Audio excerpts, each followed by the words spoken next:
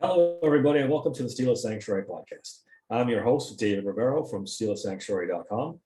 My co-host, David Korb, is on a family vacation this Labor Day weekend, so he won't be joining us tonight.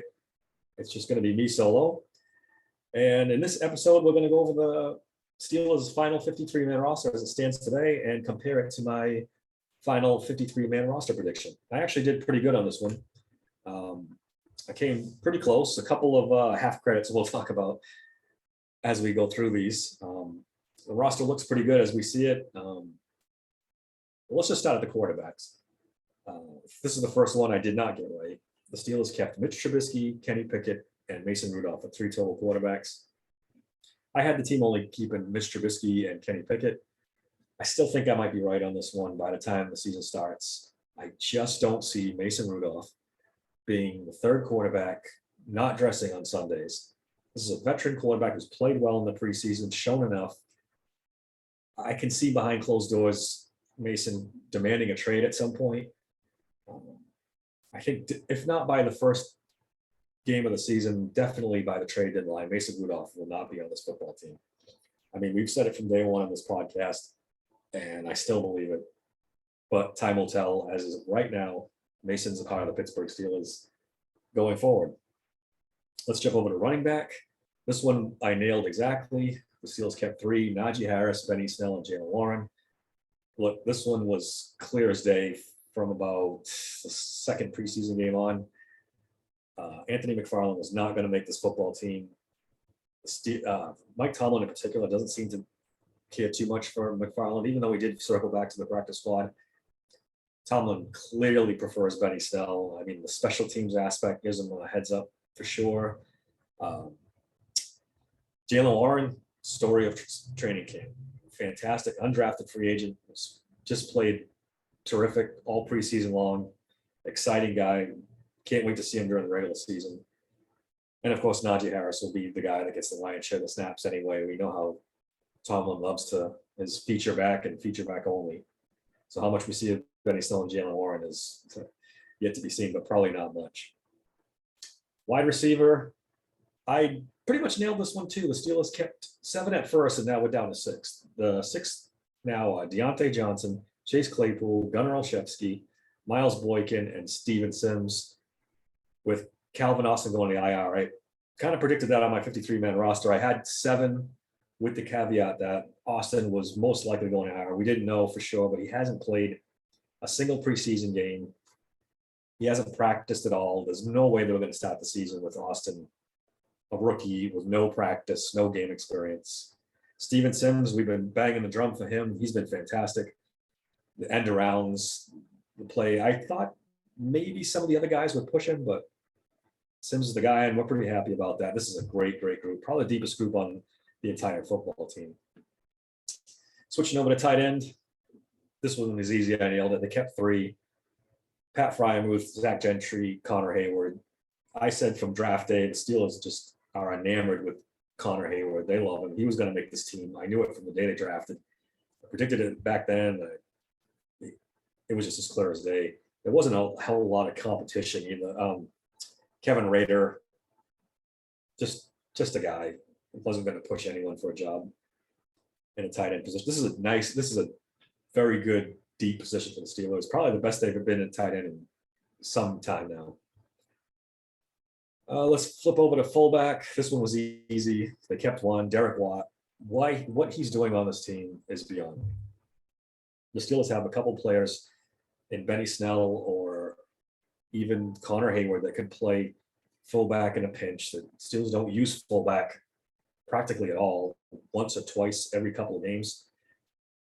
It's a mystery. We know Derek Watt's a pretty good special teams player, but with the salary he holds and the amount he gives you on a week-to-week basis, this seems like kind of a wasted roster spot to me, but he's still there, so they do like him. It's probably a special teams thing, like I said before. The offensive line, this is the fun part. I had 9. They did keep 9. Again, I'll go through this, but I had a little caveat on this one as well. It's Dan Moore, Kevin Dotson, Mason Cole, James Daniels, Chukwuezekorofo, J.C. Hassenauer, Kendrick Green, newly acquired Jesse Davis and Trent Scott, who made his way back on the roster from being cut initially. On my 53-man roster, I had TBA in there, which turned out to be Jesse Davis. I knew the Steelers were going to make a move. They weren't going to just stay pat with this group that they had as backups. It's bad, and to be honest, it's not much better with Jesse Davis. But there was the move coming was obvious, and I had Joe Haig on the team, not Trent Scott. This is bizarre. You'd like to think Joe Haig is a better tackle than either Trent Scott or Jesse Davis. I don't know why they chose those two over Joe Haig. I think Pat Meyer, the offensive line coach, might like Trent Scott. I think he's worked with him in the past, so that might be it. What's to say? This backup group, short of Hassenauer, who's a good backup center. I mean, Kendrick Green is awful. I don't know why he's on the roster still. He can only play one position, left guard. They won't use him at center. He might be the third string center if a disaster strikes. He can't play either tackle position, and he can't play the other guard position. So basically, he's there in case Kevin Dotson gets hurt. It doesn't make any sense to me. I think if the Steelers wanted to go pick somebody else up and still had Mason Rudolph on the roster, I think you might see Kendrick Green as the one sacrificed if the Steelers found somebody they really liked. Time will tell. There's still time for Kendrick Green not to be on this roster, but for now, he's still a member of the Pittsburgh Steelers for whatever reason. Okay, that's the offense. It's great skill positions all the way around. Love the quarterbacks. We'll get into we're gonna do a prediction show on Monday. We'll predict we'll each pick which quarterback we think is gonna start. I wrote an article on SteelersSanctuary.com saying I think Kenny Pickett should start. Whether or not he will, we'll save that for Monday in the prediction show. All right, let's flip over to the defense. Defensive line, this was pretty easy. I had them keeping 7. They did keep 7. Cam Hayward, Larry Ogunjobi, Tyson Alualu, Isaiah Loudermilk, Montravius Adams, DeMarvin Leal, and Chris Wormley. I kind of theorized in my post that they may cut Wormley using as trade bait. They didn't. Still on the roster. This is a good, deep group. They didn't play all that particularly well in the preseason. The backups, particularly, but the starters were really solid. And as long as they stay healthy, this is going to be a great defensive line for the Steelers in 2022. Inside linebacker, they kept 5. I had 5 on mine. Nailed this one. Devin Bush, Miles Jack, Robert Spillane, Mark Robinson, and Marcus Allen. Mark Robinson, the second biggest story on the Steelers training camp. A 7th round pick. Fantastic, raw linebacker. Definitely needs time to develop and work on his pass defense. But for the most part, he's a hard-hitting kid. Looks like the Steelers really got something in the 7th round. Marcus Allen, cut originally, circled his way back after some roster shakeups. He's a special teams guy. I love him. Don't think you'll see much of him at actual linebacker this year.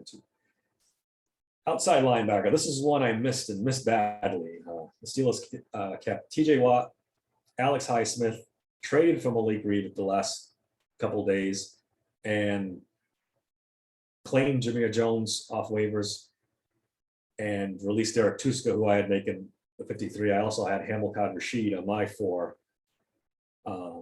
I did say more than once, though, that the Steelers needed to make a move at outside linebacker. We said it on the podcast several times. This was a glaring weakness on the roster. They needed a third outside linebacker to spell Watt and Highsmith from time to time. And God forbid if either one of them got hurt, step up. Reed looks like a pretty good pickup for Omar Khan here. 13 sacks in the last 2 seasons, played pretty well in Denver, led them in sacks the last 2 seasons. He's a little on the smaller side, but you can't ask for much more out of a third backup outside linebacker. Jameer Jones over Derek Tuska. Last year, they released Jones to get Tuska. This year, they released Tuska to get Jones. It's a very strange situation at outside linebacker. Rumor has it he's a better special teams player than Tuska. So that's why he ended up once they got Malik Reed, they were comfortable as a backup for Watt and Highsmith, so they brought Jones in as a special teams guy. That's possible. I can't think of any other explanation for outside linebacker. Cornerbacks. the Steelers kept Akela Witherspoon, Levi Wallace, Cam Sutton, Arthur Millette, and James Pierre. I missed this one by one. I had Justin Lane over Pierre. I didn't listen to all the guys at camp that were saying Pierre was running ahead of Lane. I thought Lane did pretty well in the preseason, showed some things, but the Steelers like James Pierre for some reason. He's Mr. Preseason. He does well then, and when the season starts, he completely falls apart. So I don't know what they see in him over Justin Lane, but as far as special teams guys, I think Justin Lane is a little better. But the Steelers decided to keep James Pierre, so this is what we are.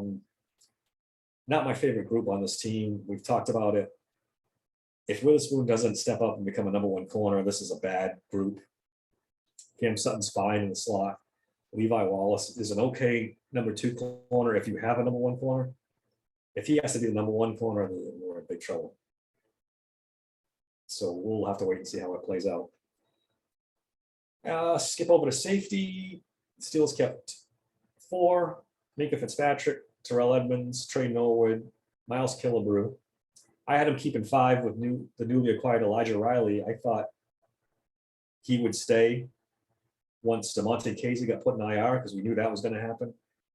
They chose not to. It was Marcus Allen that ended up coming back when they put Casey on the IR. So the Steelers go 4. I had 5.